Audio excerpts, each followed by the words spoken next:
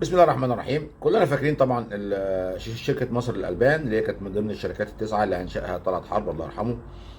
شركه مصر للالبان دي وانا صغير اتيح لي فرصه ان انا اشوف مصانعها في المنصوره. دي تمشي فيها جواب العربيه ساعه. مصانعها في دمياط حاجه مهوله. مصانعها في القاهره. يعني لاسباب خاصه بشغل والدي الله يرحمه. كان بيتعامل معاهم في توريد منتجات ورقيه وحاجات زي كده. فيعني اتيح لي ان انا اشوف بتاع حاجه يعني مهوله، يعني مهوله. شركه مهوله. وبعدين يقول لك ايه، فلست وخسرت وباعوها. انا لما سكنت، لما اتجوزت سكنت في بيت كان اتبنى جديد. فكان تحت البيت فتح دكانه صغيره كده. ولد شاب كده نشيط قوي. فتح دكانه صغيره كده وكان بيبيع لبن، حليب يعني. مفيش امكانيات خالص. كان بيجيب قسط لبن كده 10 كيلو كل يوم بس. لدرجه ان هو كان بيقول لنا اتفضلوا ونقعد نشرب، يغلي لنا اللبن. انا مثلا واخويا انا وحد. ونقعد ويحط لنا عليه عسل وبتاع ويعمل لنا سندوتش قشطه الولد ده في خلال 5 سنين، هو نشيط جدا وواد ظريف كده. يعني اشترى مثلا يجي 3 4 عمارات في المنطقه. فتح معامل بقى يعمل زبادي ومهلبيه ورز بلبن وبيوزع على المربع كله. فازاي شركه مصر للالبان دي تخسر؟ يعني انا مش فاهم. اذا كان لبان صغير دكانه كده بيكسب وعمل عمارات، ازاي شركه مصر للالبان دي تخسر؟ ازاي؟ طبعا في اسباب كتير كلنا عارفين شركات القطاع العام دي خسرت ليه. من اهم الاسباب اللي عارفينها جدا، اللي عارفينها كلنا متاكدين منها، هو ان عبد الناصر عشان ما يعترفش بالبطاله، عنده بطاله. فكان بيحمل الخريجين كلهم في شركات القطاع العام دي. طبعا دي كارثه. دي كارثه. ده تفكير غير اقتصادي. بدل ما يعمل لهم شركات جديده او يعمل لهم مجال جديد للعمل، لا، يلا على شركات القطاع العام. وصلت رقم اعلن انا فاكره كويس جدا في اوائل عصر مبارك، لما بدات بقى يقولوا الشركات القطاع العام دي بقت عبء على الدوله. يعني ما بقتش تدخل فلوس، لا، دي بقت عايزه في الميزانيه.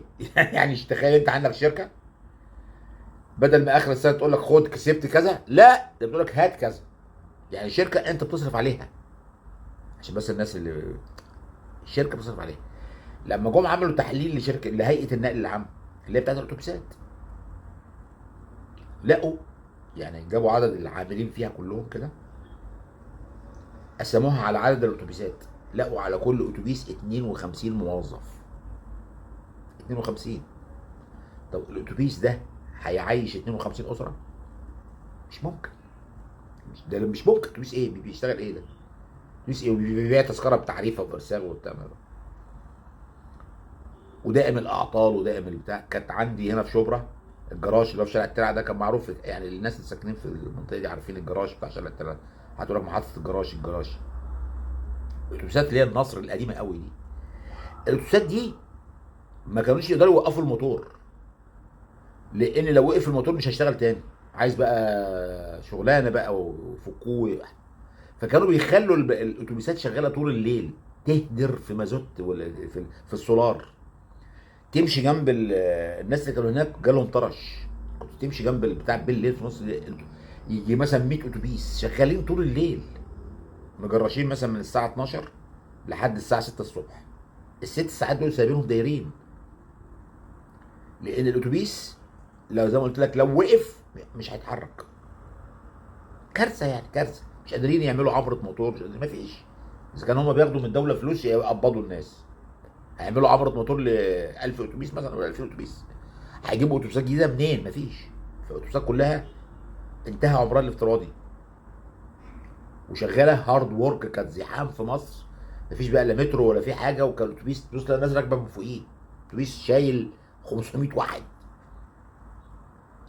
52 انسان. الميكروباص، احنا يعني الميكروباص بيمشي في احمد حلمي او حاجه زي كده، ده بياكل اربع عائلات.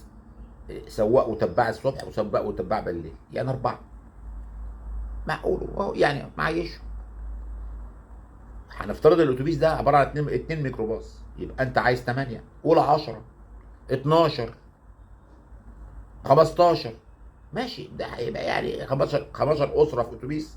يعني هياكلوا فول وطعميه وبتاع، لكن 52 لا. وفي حاجه كمان، نفس كلام مصر الالبان، يعني ما هو نفس الفكره بقى، ان انت اصبحت انت العماله التكدس اللي بتحطه فيها ده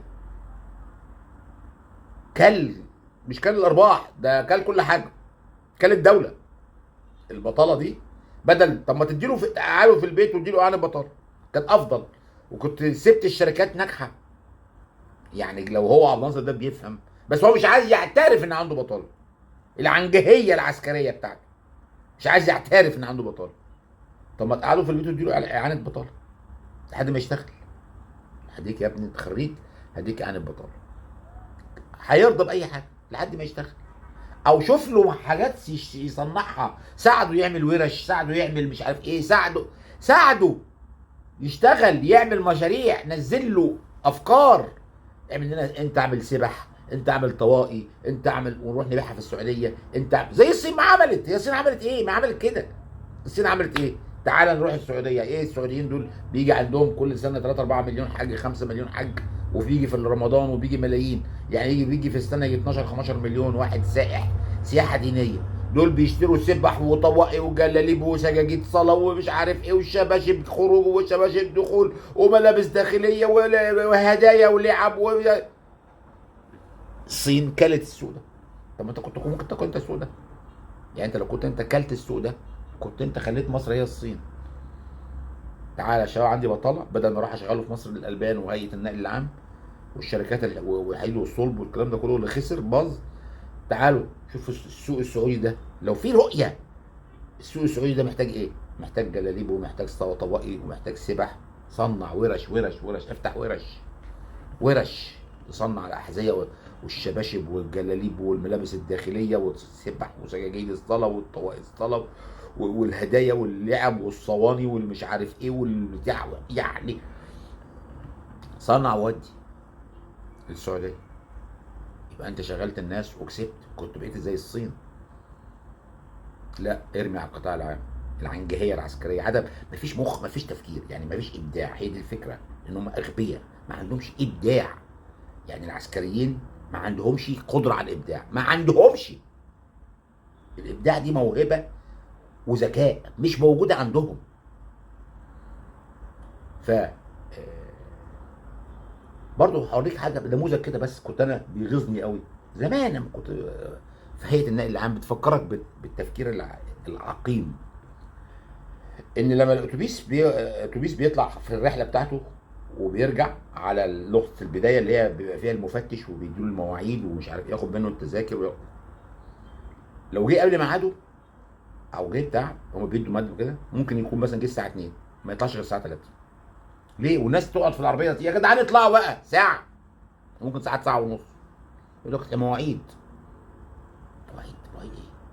العربيه مليانه ركاب، العربيه مليانه ركاب، زباين، رزق جالك. طب ما الساعه ونص دول كان زمانه عمل لفه ثانيه وجه.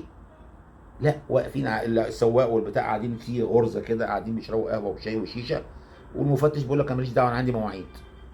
هل ده بيحصل في موقف الميكروباص؟ لا. اللي بيجي بيطلع في دور، تك اطلع يلا يلا، حتى لو باقي راكب واتنين خدوا بالسكه. ما وقفش الاتوبيس، لا الاتوبيس واقف كل دوره كده يقف ساعه، ساعه ونص، والناس تصرخ وتتخانق وتنزل تتخانق وتنزل، يقول لك عندنا مواعيد. شوف العقليه، شوف العقليه. لو انت قطاع خاص، شركه قطاع خاص، كنت هتديرها كده؟ لا. اللي يجي يطلع على طول، توقف ليه؟ اطلع خد لك دوره كمان، فلوس جايه. شفت؟ اهو ده نموذج العقليه. ده في الصين حلوا الحاجات دي كلها بالتفكير الابداعي. حتى الشركات اللي هي لقوها فيها خساره عشان بيروقراطيه وكده، شغلوها بطريقه القطاع الخاص.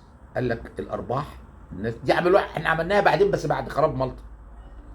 الارباح تتوزع، كل ما تكسبه تاخده حافظ اكتر. ده خلى الشركات في الصين، واشتغل زي ما في اي حاجه، دور على اي حاجه اعملها، مش ضروري تتقيد بالحاجه اللي انت بتعملها، لا. لو عندك مجال تعمل حاجه جنب شغلك اعمل. فبقوا الناس الصينيين يسافروا لبلاد العالم، يشوفوا محتاجين هنا ايه نعمل لهم، محتاجين هنا ايه نعمل لهم. كل واحد يدخل منتجات جديده، دخل لي منتجات جديده في المصنع، شغل المصنع، اي حاجه تجيب فلوس. ان شاء الله تعمل علب فول مدمس،